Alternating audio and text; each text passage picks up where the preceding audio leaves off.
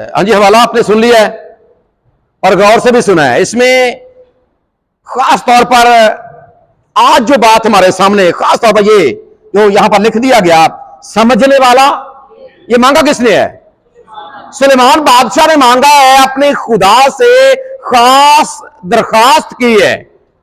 और दरखास्त ये की है, खुदावंद मैं चूंकि एक आम इंसान हूं और तेरी कौम बहुत बड़ी है और मेरे पास वो हिकमत और मेरे पास वो दानाई नहीं है कि मैं तेरी इतनी बड़ी कौम का इंसाफ कर सकूं। सो मैं तेरे आगे मिन्नत करता हूं कि मुझे एक समझने वाला दिल अता कर दे, अकल, समझ, फहम और दानाई अता कर दे, ताकि मैं तेरी कौम का इंसाफ कर सकूं।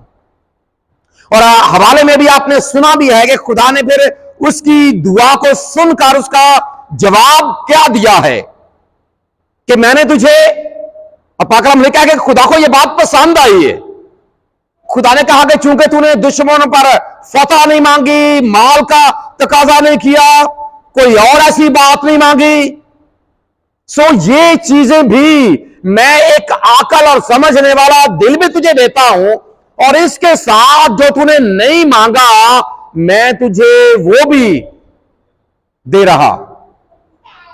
अब सोचने वाली और समझने वाली बात यह है कि इसकी इसी, अगर हम दानाई की या अकल की या समझ की या फहम की बात करें या इस मामले में मजीद आगे बढ़े या उस वक्त से लेकर आज तक देखें, तो लोग अपने बच्चों के नाम सुलेमान पर रखना क्यों पसंद करते हैं कि हमारे बच्चे का नाम सुलेमान हो?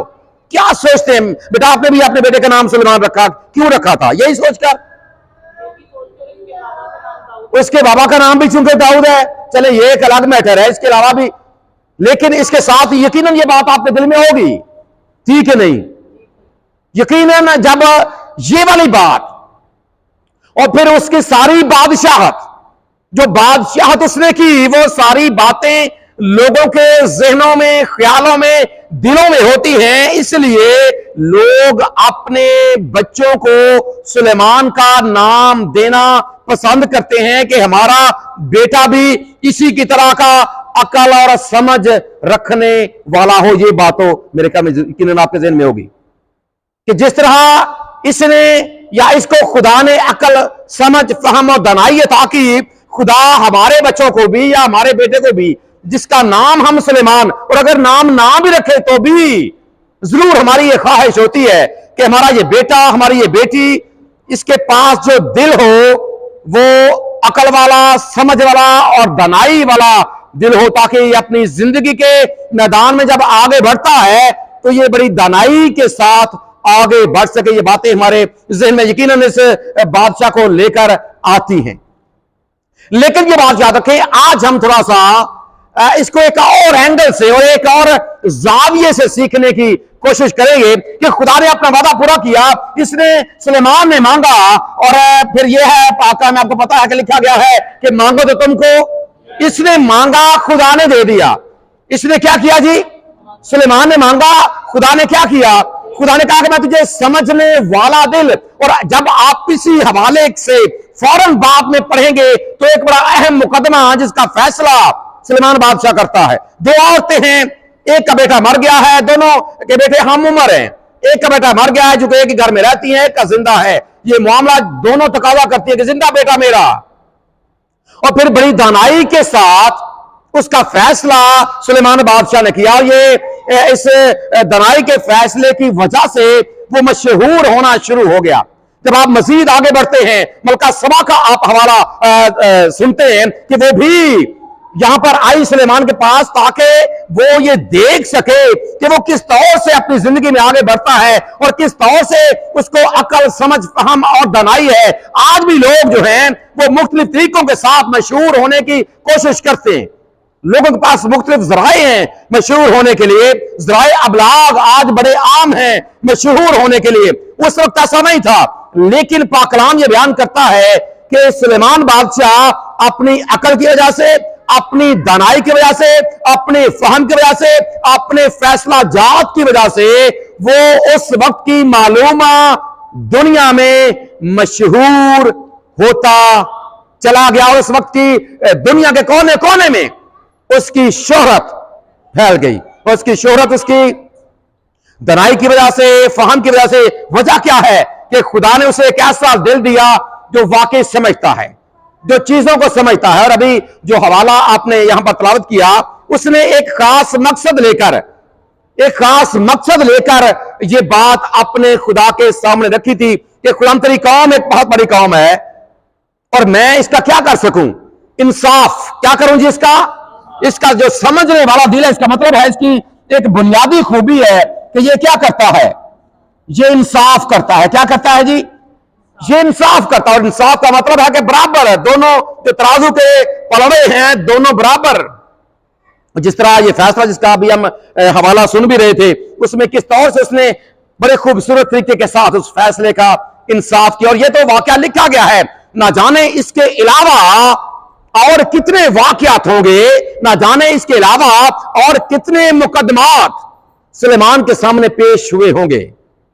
और उसने उन सारे मुकदमात का फैसला किया होगा, यकीनन किया होगा, अकल के साथ, फहम के साथ और दनाई के साथ, जिसकी वजह से लोगों में यह बात मशहूर होती चली गई कि जो हमारा बादशाह है ये वाकई फैसला जात अकल, समझ, फहम और दनाई के साथ करता है। और दूसरी बात, जब हम समझने वाले दिल की बात करते हैं तो इसके हवाले से अभी जो हवाला आपने तलावत किया है, इसमें एक और बात लिखी गई है कि ये एक ऐसा दिल है जो समझ रखता है, अंडरस्टैंडिंग। समझ का मतलब है अकल, समझ का मतलब है दनाई। और याद रखें, जब हम दनाई की बात करते हैं, इसके पास, क्योंकि जब आप आगे बढ़ते हैं ना तो आपके सामने एक हवाला आता है जिसमें लिखा है कि इसने अपनी जिंदगी में 3000 से जायद मिसलें कही। 3000 से जायद क्या कही है जी? मिसलें कही है। मिसालें, जिस तरह मिसाल की किताब आप पढ़ते भी हैं, उसमें इसकी कुछ मिसालें दी गई हैं, कुछ मिसलें इसकी तहरीर की गई हैं। और इसके अलावा उसने 1005 गीत भी लिखे, जिनमें उसका जो सबसे ज्यादा मशहूर गीत पता कौन सा है? उसका सबसे मशहूर गीत जो उसने लिखा है, उसने 1005 गीत लिखे हैं। सबसे मशहूर पता कौन सा, जिसका जिक्र बाइबल में, जो बाइबल में मज़कूर भी है? गजल अल गुजलात, जिसके बारे में हम बहुत कम जानते हैं। लेकिन अभी चूंकि आगे बढ़ रहे हैं, हम जरूर इसके हवाले से भी बातचीत करेंगे। एक 3000 से ज्यादा मिसलें ऐसे नहीं की इसने, 1005 गीत इसने ऐसे नहीं लिख दिए। बड़ी अकल, समझ, दनाई के साथ, क्योंकि इसके पास एक ऐसा दिल है जो इन चीजों को समझता है। और सिर्फ यही नहीं, ये फितरत के मामलात को बड़ा समझता है। जो फितरत में मौजूद चीजें हैं, जो कुदरती चीजें हैं, जो हालात हैं, जो मामलात हैं, जो जानवर हैं, जो उनकी रहने सहने का तरीका है, जंगली हयात है, समुद्री हयात है, जब आप उसकी मिसलों को पढ़ते हैं तो आपके सामने यह बात आती है कि इसके पास दुनियावी इल्म भी बहुत ज्यादा, और अपनी उसी इल्म की बुनियाद पर ये सारी ये बातें करता है। और एक बात से हमें रखें, जब हम समझने वाले दिल की बात करते हैं तो इसमें दो चीजों का होना बड़ा जरूरी है। पहली बात यह है कि इल्म, आपको बातों के बारे में इल्म हो, उनका पता हो, हालात और मामलात के बारे में इल्म की जब हम बात करते हैं तो अभी आपने हवाला पढ़ा भी और इसमें लिखा गया है, खुदा ने इसके बारे में कहा कि जो जितने तुझसे पहले आए उनमें भी तेरी मानंद, और जो तेरे बाद आएंगे उनमें भी तेरी मानंद अकल और समझ। और इसीलिए इसको कहा जाता है इसके बारे में कि ये आज तक की तारीख में इंसानों के हवाले से जब हम बात करते हैं तो इंसानों में ये अक्लमंद तरीन शख्स समझा जाता। सुलेमान अक्लमंद तरीन समझा जाता है क्योंकि इसके पास इल्म भी है। लेकिन ये बात याद रखें, सिर्फ इल्म ही नहीं, जब हम समझने वाले की बात करते हैं, समझने वाले दिल की बात करते हैं, तो इल्म तो है, लेकिन इल्म के साथ एक और चीज भी है और वो है हिकमत या दनाई। जब आप इन दोनों चीजों का इस्तेमाल, आपके पास इल्म भी हो, क्योंकि इल्म होता है मालूमात का खजाना। जब आप लुगत के एतबार से इल्म की बात करते हैं तो मालूमात का जो खजाना, कई बार हम ये कहते हैं कि ये फलां शख्स के पास भाई बड़ा इल्म है। क्या है जी? फलां शख्स के पास बड़ा इल्म है। लेकिन याद रखें, इल्म होना ये एक बिल्कुल अलग मैटर है, अलग बात है। अच्छी बात है कि आपके पास इल्म हो और आप साहबे इल्म हो, अच्छी बात है। साहबे इल्म होना ये एक बड़ी खूबसूरत बात है। लेकिन इसके साथ हिकमत एक ऐसी चीज है कि जब आप इसी इल्म का इस्तेमाल दानाई के साथ करते हैं, जो इल्म आपके पास है, जिन बातों के बारे में आप जानते हैं, अगर आप उनका इस्तेमाल दानाई के साथ करते हैं तो फिर वाकई आपके पास समझने वाला दिल है, फिर वाकई आप दुरुस्त रास्ते पर गामजन है। जो इल्म आपके पास है, अगर आप उनका इस्तेमाल दानाई के साथ, और इस बात को जब आप पढ़ते हैं, अगर आप याद रखें अमसाल की किताब पढ़ेंगे ना, तो अमसाल की किताब का पहला बाब उसकी 7वीं आयत में लिखा है, अमसाल पहला बाब 7वीं आयत में लिखा है कि खुदा का खौफ इल्म का शुरू है। खुदा का खौफ क्या है जी? खुदा का खौफ इल्म का शुरू है। और जब आप दनाई की बात करते हैं, अगर आप 111वां ज़बूर और उसकी 10वीं आयत को पढ़ते हैं, तो वहां पर लिखा है कि खुदावंद का खौफ दनाई का शुरू है। दोनों चीजों के लिए इल्म की बात करते हैं, हिकमत या दनाई की बात करते हैं।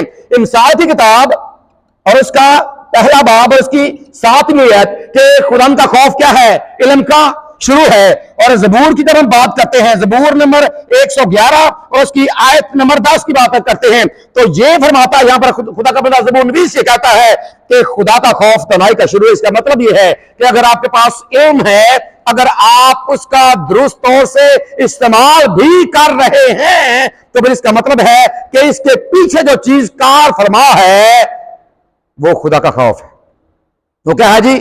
और अगर ये बात याद रखें, ये चीजें आपके पास तो हैं, और अगर खुदा का खौफ नहीं है, तो फिर इसका मतलब यह है कि आप भटक सकते हैं। इसका मतलब क्या है?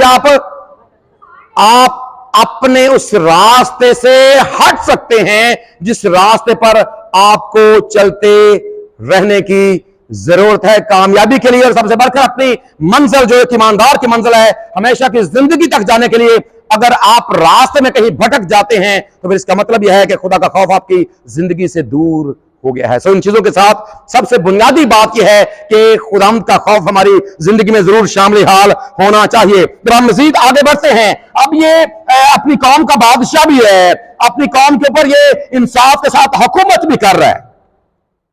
लेकिन बादशाह बनने के लिए कुछ बुनियादी चीजें, कुछ जरा एक हवाला निकालेंगे जी हम इस्तिस्ना की किताब, इस्तिस्ना की किताब और उसका 17वां बाब और उसकी 16वीं आयत। जब आप इस हवाले को पढ़ते हैं तो यहां पर एक बादशाह के लिए खुदा ने एक आइन और एक दस्तूर और एक कानून, और यहां पर 4 पॉइंट्स बड़े खूबसूरत हैं।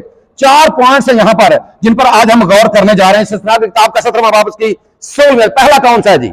बादशाह के हवाले से शर्तें बयान की गई हैं कि अगर इसराइल पर कोई बादशाह होगा तो उसके लिए जरूरी क्या है, कौन से उसके लिए कवानीन है जो उसे अपनी जिंदगी में अपनाने हैं। सबसे पहली बात जी, पढ़े जरा इस हवाले को, शाबाश, को भी आप इसे पढ़ दे। घोड़े ना रखे, ज्यादा घोड़े ना रखे। घोड़े क्या करे जी? ना बढ़ाए, ना बढ़ाए। सबसे पहली बात क्या करे जी?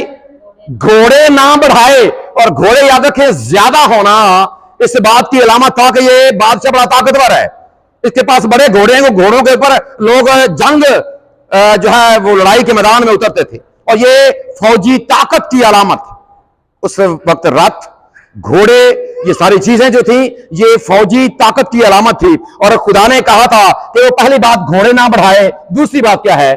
और ना लोगों को मिस्र में भेजें ताकि उसके पास बहुत से घोड़े, ये घोड़ों के हवाले से, क्योंकि मिस्री घोड़े उस जमाने में जंगी लिहाज से मिस्री घोड़े बड़े आम थे, बड़े मशहूर थे। जिस तरह मुख्तलिफ इलाके होते हैं और वहां के कुछ जानवर बड़े मशहूर, अपनी खूबियों की वजह से बड़े मशहूर हो जाते हैं। उस जमाने में मिस्र जंगी घोड़ों के लिए बड़ा मशहूर था। अगली बात जी बेटा, आगे बढ़े जरा। इसलिए कि खुदावन ने तुमसे कहा है, खुदावन ने तुमसे कहा है जी कि तुम उस रास्ते फिर कभी उधर ना लौटना, फिर कभी वापस मिस्र को ना लौटना। खुदा इसके जरिए से अपने लोगों को यह समझाने की कोशिश कर रहा है। आगे बढ़ते जाइए जी। और वो बहुत सी बीवियां बीवियां ना करे, बहुत सी बीवियां क्या करे, ना रखे, बहुत सी बीवियां ना रखे। इसके पीछे इसकी वजह भी खुदा ने बयान कर दी गई कि बहुत से घोड़े क्यों नहीं रखने, फिर बीवियां ना रखे, इसकी वजह क्या है जी? बेटा आगे पढ़े जरा। ता ना हो कि उसका दिल ता ना हो कि उसका दिल फिर जाए। खुदा इसलिए ये कानून एक बादशाह के लिए, पहली बात घोड़े ना बढ़ाए, दूसरी बात बहुत सी बीवियां, तीसरी बात कौन सी है जी? और ना वो अपने लिए सोना चांदी भी इकट्ठा ना करे, ज्यादा सोना चांदी भी इसके पास ना हो। लेकिन जब आप इन तीनों बातों को सामने रखकर, पहली बात घोड़ों की जब आप बात करते हैं, दूसरी बात जब हम बहुत सी बीवियों की बात करते हैं, तीसरी बात जब हम सोने चांदी की बात करते हैं, फिर जरा दोबारा आए सुलेमान बादशाह की तरफ। बतौर बादशाह इसने समझने वाला दिल अपने अपने खुदा से मांगा है, इंसाफ करने के लिए क्या है, खुदा मैं तेरी बड़ी काम का इंसाफ कर सकूं, मुझे ऐसा दिल अता कर दे। और खुदा ने यह कर दिया, खुदा ने बाकी भी सब कुछ दे दिया, लेकिन इसने वो काम किया। सबसे पहला हुक्म क्या तोड़ा है? अगर आप सारी तफसील पढ़ेंगे ना, हमारे पास इतना वक्त नहीं है कि सारे हवाला जात आपके सामने रखे जाएं, लेकिन जब आप सारी तफसील पढ़ेंगे तो आपको यह पता चलेगा कि यह घोड़ों का किस कदर शौकीन था। बहुत से घोड़े इसने अपने महल में और अपने उधर रखे हुए थे, क्योंकि यह घोड़ों का बड़ा शौकीन था। कि जब हम बीवियों की बात करते हैं, पता इसकी बीवियां कितनी थी? कितनी शादियां की इसने? कितनी शादियां इसने की थी जी? आपका बेटा भी सुलेमान है। 101। क्या जी? तो मानते हैं 101 थी? कुछ ज्यादा नहीं था छड़ियां, ज्यादा दसियां ने, एक कदी बड़ी होंगी जी। सुनिया कि कितों सुनिया आज? चलो अच्छा सुन लिया जी, शुक्र एक तो पता सब मेरा मुंडा भी सुलेमान। 100 ही बड़ियां ने, 100 नुआ सांभ लो मुश्किल। लेकिन ये बात पाकलाम ये बयान करता है, घोड़े बहुत सी बीवियां ना रखे। और आपके इल्म में यह बात होनी चाहिए कि इसकी जब आप इसी पहला सलातीन और उसके 11वें बाब में पढ़ेंगे, जरा पढ़ें जिस हवाले को, वहां पर झट से पहले आयात में यह हवाला मौजूद है कि इसकी कितनी बीवियां थी, कितनी बीवियां थी सुलेमान की। ढूंढे फटाफट वो हवा, आप किस हाथ में लिखा है ये जी? शाबाश बेटा, आपको मिल गया, आप हंस रहे हैं जी। पढ़े जरा क्या लिखा है इसमें जी? मैंने लिख दिया है जी। उसके पास 700 शहजादियां, 700 शहजादियां जो उसकी बीवियां थी, यही है। हाँ जी, उसकी बीवियां और 300 हर में 1000। जरा अंदाजा लगाएं, तुसी कितने बैठे हैं? मैं तो अपने हिसाब से ज्यादा ही दसियां 1000। खुदा का पाक कलाम क्या बयान करता है कि बहुत सी बीवियां क्या रखे, बादशाह ना रखे, ता ना हो कि वो उसके दिल को फेर दे। सलमान ने क्या किया? हालांकि इसके पास समझने वाला दिल है, लेकिन याद रखें इसने वाकई अपनी दुनियावी समझ के साथ, दुनियावी दनाई के साथ इसने बिल्कुल दुरुस्त किया। इसलिए कि सारी की सारी ये शादियां जो इसने की, उस वक्त होता क्या था कि बादशाह आपस में मुआहदे के तौर पर भी शादियां कर लेते थे। किसी को बेटियां दे दी और उनकी बेटियां सुलह के तौर पर ले ली कि अब भाई चूंकि हमारी सुलह हो गई है, स्टाम नहीं लिखते थे, एक दूसरे को बेटियां और बहनें दे देते थे, वो उसको दे देते, वो उसको दे देते, ताकि ये जी पहचान है कि अब हमारी आपस में सुलह। और सुलेमान ने इसी बात को सामने रखकर बहुत सी गैर अकवाम, अगर आप 11वां बाब पढ़ेंगे ना, तो पढ़ें जी 11वें बाब की पहली आयत में क्या लिखा है? 11वें बाब की पहली आयत में, इसी बाब की जी जी क्या लिखा है बेटा? पढ़ें शाबाश जी। सुलेमान बादशाह फिरौन की बेटी के अलावा, फिरौन की बेटी के अलावा जो उसकी पहली बीवी थी जी, आगे क्या है? बहुत सी अजनबी औरतों से मोहब्बत करने लगा। क्या ये समझने वाले दिल की पहचान है? हां, उसने अपनी समझ के मुताबिक दुरुस्त किया कि बादशाहों के साथ अमन कायम करने के लिए, सलामती कायम करने के लिए उसने बादशाहों के साथ मुआहदे के तौर पर शादियां कर ली। करता गया शादियां, करता गया शादियां, करता गया शादियां, लेकिन भूल गया कि खुदा का पाक कलाम क्या कहता। हालांकि खुदा ने कहा था कि बहुत सी बीवियां ना रखे। क्या होगा उसका दिल? जब आगे आप पढ़ेंगे इसी आयत को तो वहां पर लिखा है कि उसकी बीवियों ने उसके दिल को क्या किया? ऐसा हुआ जी? खुदा का पाक कलाम कभी मोहर है खुदा के पाक कलाम की सच्चाई के ऊपर। हमारे पास 100 दलीलें हो सकती हैं, सुलेमान के पास भी 100 दलीलें होंगी। नबी खुदा के किसी बंदे ने से उससे कहा हो कि बादशाह सलामत ये दुरुस्त नहीं है, इतनी बीवियां करना दुरुस्त, सोना चांदी भी बकसरत उसके पास। हत्ता कि यहां पर लिखा है कि उसके खाने पीने के बर्तन भी क्या थे? खाने पीने के बर्तन क्या थे? सोने के थे। इतना अमीर, इतना। और फिर हुआ क्या? सिर्फ यही तक बात नहीं है, घोड़े भी बढ़ा लिए, बीवियां निकाल ली, सोना चांदी भी। लेकिन चौथी बात जो बड़ी अहम है, चौथी बात क्या थी जी? उसी इस सिलसिला के हवाले पर दोबारा आ जाएंगे। चौथी बात वहां पर एक बड़ी अहम बात खुदा ने कही थी बादशाहों के हवाले से कि अगर आपने ये भी नहीं करना, ये भी नहीं करना, ये भी नहीं करना, लेकिन एक काम करना है। वो करना क्या है जी? शरीयत की किताब की एक नकल।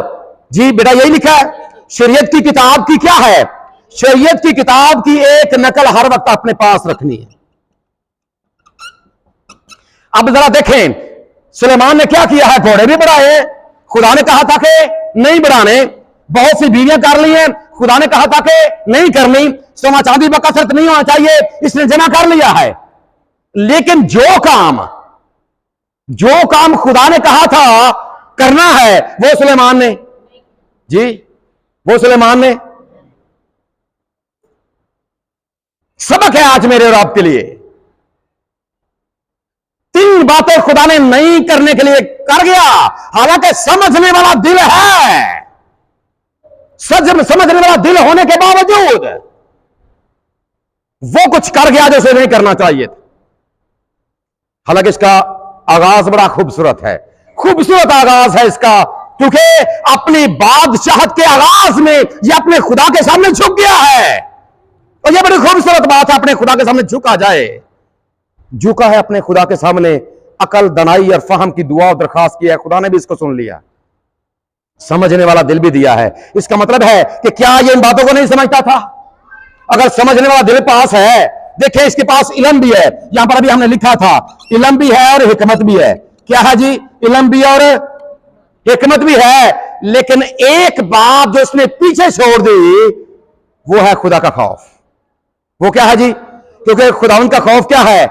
इल्म का शुरू है। खुदावंद का खौफ क्या है? दनाई का शुरू है। दनाई भी पास है, दी वो भी खुदा ही ने है। वो किसने दिया जी? दी वो भी खुदा ही ने है, लेकिन वो उस खौफ को उसमें से इसने खत्म कर दिया है। यही वजह है कि इसने ये सारा काम कर लिया है। और जब ये सारा काम किया है, अगर आप 11वें बाब में मजीद आगे बढ़ेंगे, 11वें बाब में जब आप मजीद आगे बढ़ते हैं ना, तो फिर आपको इसने सिर्फ यही नहीं किया, सिर्फ बहुत सी बीवियां नहीं की।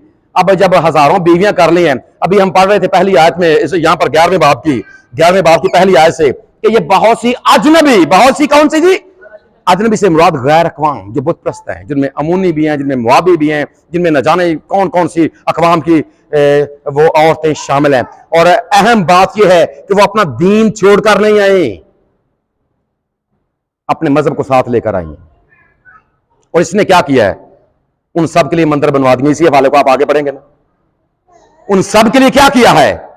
मंदिर बनवाए हैं। क्या किया है? सबसे पहले तो मंदिर बनवाना है इसने। मिस्री जो मिस्री बादशाह की जो इसकी बेटी है, इसकी बीवी है, सबके लिए मंदिर बनवाए। अब जरा सोचें, जरा थोड़ी देर के लिए हम उस वहां पर चलते हैं जहां पर ये सारी औरतें रहती होंगी, क्योंकि इस तरह उस जमाने में उनको कहा जाता था जहां पर ये औरतें बादशाह जो होते थे ना, ये अपने हरमों को वहां पर रखते थे, हरम खाना या इस तरह के और नाम थे, वहां पर ये रखते थे। जरा चले वहां पर क्या होता होगा, जहां पर 1000 बीवियां हैं, 1000 बीवियां भी है, हरमें भी हैं। अब उन जब हम मोहल्लात की जगह उनके सबके लिए इन्होंने इसने महल भी बनवाए, इनके लिए घर भी बनवाए। अब जरा वहां पर जाएं कि ये बीवियां इसके बारे में क्या सोचती होंगी। जब एक के लिए महल बनवाया जी, जब किसके लिए बनवाया, एक के लिए बनवाया महल, तो दूसरी क्या कहती होगी, आल अवे हाँ शाम जरा। जब एक के लिए मंदिर बनवा दिया, ला मेरा देवता तो को मारा जी। अगर मिस्री देवते के लिए मंदिर बन सकता है तो मेरे मलकूम देवता के लिए क्यों नहीं। मुआबी औरत अपने बारे में सोच रही है, अमोनी औरत अपने बारे में सोच रही है, दूसरी अकवाम की औरतें अपने अपने देवताओं के बारे में सोच रही हैं। और इसने क्या किया है, इसने सबके लिए सारा बीबियों राजी करने के चक्कर पे आ गया जी। किसको राजी करने के चक्कर में, क्यों उनको लिए मंदिर बनवा रहे हैं, उनके देवताओं के लिए मंदिर बनवा रहा है। और अगर आप 11वें बाब की 5वीं आयत पढ़े ना, 5वीं आयत में क्या लिखा है कि ये उनकी पैरवी भी करने लगा है। क्या करने लगा उनकी, खुदा के एक बंदे को ये बात जेब देती है, औरतों के चक्कर में पड़कर खुदा की पैरवी से ये हटकर गैर मबूदों की पैरवी में चला गया। औरतों को खुश करने के और खुश हो औरतें फिर भी क्यों दिया जी होती हैं औरतें खुश, उचिया कौन है, कोई क्यों हो भी जाता है, चलो अच्छी बात। लेकिन ये एक के बाद एक, और सिर्फ यही नहीं लिखा है कि यहां पर इसके दिल को, अगर आप इसी 11वें बाब में आगे पढ़ते हैं ना, तो क्या वहां पर लिखा है जी, इसके दिल को इसकी बीवी ने क्या कर दिया, यही समझने वाला दिल जो किसकी तरफ से मिला है, खुदा की तरफ से मिला है। इसी दिल को इसकी बीवियों ने खुदा की बजाय गैर माबूदों की तरफ फेर दिया है। और ये अपनी बीवियों की पैरवी को लेकर उनके चक्कर में पड़कर ये खुदा को छोड़कर, जिंदा खुदा को छोड़कर ये उनकी पैरवियों में पड़ने वाला बन गया है, गैर माबूदों के पीछे चलने वाला बन गया है, कामिल नहीं रहा। 11वें बाब में अगर आप आगे बढ़ते जाएंगे 16वीं 17वीं आयत को पढ़ेंगे, वहां पर लिखा है कि इसका दिल फिर अपने खुदा के साथ कामिल ना रहा। और फिर खुदा ने भी इससे कहा कि चूंकि तेरा दिल अब मेरे साथ कामिल नहीं है, मैं बादशाह तुझसे छीन लूंगा, अब तू बादशाह नहीं रहेगा और बादशाही तेरे घराने में भी नहीं रहेगी, और मैं तुझसे बादशाही लेकर, ये हवाला पढ़ रहे हैं ना, लिखा है जिसमें, मैं बादशाही तुझसे लेकर तेरे एक नौकर को दे दूंगा। क्या कर दूंगा, तेरे एक, लेकिन फिर भी अपने बंदे दाऊद की खातर एक कबीला मैं उसे दूंगा। देखें क्या कहां तक पहुंच गया ये समझने वाला दिल। सो आज ये हमारे लिए क्या नमूना है इसमें, आज पाकलाम का ये हिस्सा मुझे और आपको क्या सबक देता। हम भी सुलेमान बादशाह के बड़े मानने वाले हैं, बड़े उसे जानने वाले हैं और उसका नाम, उसको पसंद करने वाले हैं। लेकिन यह बात याद रखें अपने जहन में इस बात को, इसका आगाज तो अच्छा है, अंजाम अच्छा, लेकिन ऑल इज वेल दैट, खुदा को आपके आगाज से बिल्कुल गर्ज नहीं। आपका आगाज बुरा हो सकता है, कोई बात नहीं है, क्योंकि खुदा का बंदा ज़बूर में इसलिए कहता है कि मैनू विच गुनाह दे। हम गुनाह की हालत में पैदा जरूर होते हैं, हमारा आगाज बिल्कुल अच्छा नहीं है। लेकिन ये बात याद रखें, अपनी जिंदगी में जब कभी आप अपने खुदा के सामने इस बात को रखते हैं कि हाँ खुदा मैं गुनहगार हूं, मैं तो गुनाह की हालत में पैदा हुआ, मुझे माफ कर दे, आपका माजी अक्सर तब्दील हो जाता। कभी स्लीब के ऊपर लटके हुए डाकू पर गौर करें, डाकू है, स्लीब के ऊपर लटका हुआ है। खुदा जब तो अपनी बादशाही में आए तो मुझे क्या करना, खुदा ने उसे उसका माजी याद नहीं दिलाया, उसका आगाज अच्छा नहीं है लेकिन अंजाम बड़ा खूबसूरत। तू आज ही मेरे साथ, और खुदा चाहता है कि हमारा आगाज जैसा भी हो चुका है लेकिन हमारा अंजाम अच्छा हो। और उस अच्छे अंजाम के लिए जरूरी क्या है, उस अच्छे अंजाम को पाने के लिए all is well that ends well, अच्छे अंजाम को पाने के लिए जरूरी क्या है। याद रखें हमारे पास भी, हम भी खुदा से दुआ करें, हम तो मुझे भी समझने वाला दिल अता कर, लेकिन सुलेमान की तरह का नहीं। ऐसा ना हो कि दुनियावी चक्रों में पढ़कर, न किसी और को खुश करने के चक्रों में पढ़कर ऐसा ना हो कि मैं तुझे भी, क्योंकि याद रखे खुदा मांगने पर खुदा ने इसको दिया, लेकिन उसके साथ मर्जी फिर भी आजाद। और हमने पहले एक बार हम इस बात को सीख भी चुके हैं कि आप जितने मर्जी, आप जिंदगी में कभी कामल नहीं हो सकते। जहां पर आपके खुदावंद ने आपके साथ वादा किया है कि देखो मैं दुनिया के आखिर तक हमेशा तुम्हारे साथ हूं, वहीं पर एक और शख्सियत भी आपके पीछे पीछे है, इब्लीस। किसी वक्त भी वो आपकी एड़ी को खींच सकता है, आपको गिरा सकता है। और अगर सुलेमान जैसा शख्स गिर सकता है तो बात फिर वही है कि मैं और आप किस खेत की मूली। क्या हमारे पास इतना समझने वाला दिल है? जी इतनी समझबूझ वाला दिल हमारे पास है? तो इसका मतलब यह है कि हमें किस कदर मुहतात होने की जरूरत है और अपने खुदा के सामने झुकने की। खुदा, मेरा माजी ठीक है, मेरा शुरू अच्छा नहीं था, लेकिन मैं चाहता हूं कि मेरा अंजाम खूबसूरत हो। और उसके लिए जरूरी है, आप जब यीशु मसीह की जानब जाते हैं, खुदा यीशु मसीह की जिंदगी से सीखते हैं। अगर आप लूका की इंजील का 2 बाब और उसकी 40वीं आयत को पढ़ते हैं तो वहां पर यीशु मसीह के बारे में लिखा गया कि वो भी हिकमत में बढ़ता चला गया, हिकमत में वो बढ़ता चला गया। वजह क्या है? खुदा का खौफ। दनाई का भी शुरू है, इल्म का भी शुरू है।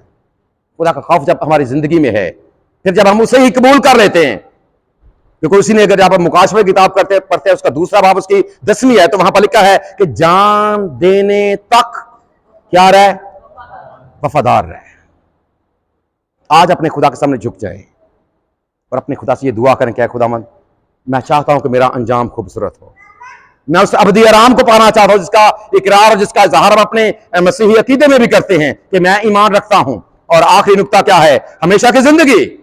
और अगर आप रास्ते में याद रखें कहीं पर भटक जाते हैं, आप बात तो ईमान से शुरू कर लेते हैं, लेकिन अगर रास्ते में भटक जाते हैं, कोई भी वजह बन सकती है, वो सोना चांदी वजह हो सकती है, वो घोड़े वजह हो सकते हैं, बहुत सी बीवियां या कोई और मामला हो सकता है जिसकी वजह से आप उससे भटक जाते हैं। लेकिन वहां पर अहम बात क्या है कि शरीयत की ये किताब तेरे मुंह से वो लिख कर लगाया हुआ है, शरीयत की ये किताब तेरे मुंह से हर वक्त। और फिर इसके बाद ईमान के बानी और कामल करने वाले खुदा यीशु मसीह को हमेशा हमारी निगाहें जब उसके ऊपर टिकी रहेंगी, दुनिया का कोई ऐसा मामला हमें हमारे ईमान से हटाने नहीं पाएगा। और यही खुदा की पाक मर्जी है। और आज सुलेमान की जिंदगी से हम यही सीख रहे हैं, यही सबक है मेरे और आपके लिए। आगाज जैसा भी हो गया है कोई बात नहीं है, लेकिन अपने खुदा के सामने झुककर अपने गुनहगार होने का इकरार करके उसके इकलौते बेटे को अपना शख्सी निजात दहिंदा कबूल करके अपने अंजाम को खूबसूरत बना लें। क्योंकि खुदा ने इसलिए ये सारा इंतजाम किया है कि खुदा ने दुनिया से ऐसी मोहब्बत रखी कि उसने अपना इकलौता बेटा बख्श दिया ताकि जो कोई उस पर ईमान लाए वो हलाक ना हो बल्कि हमेशा की। यही हमारा खूबसूरत अंजाम है जो हमारा खुदा हमें देना चाहता है। हमारा खुदा इस पैगाम के वसीले से हम सबको बरकत बख्शे। आमीन।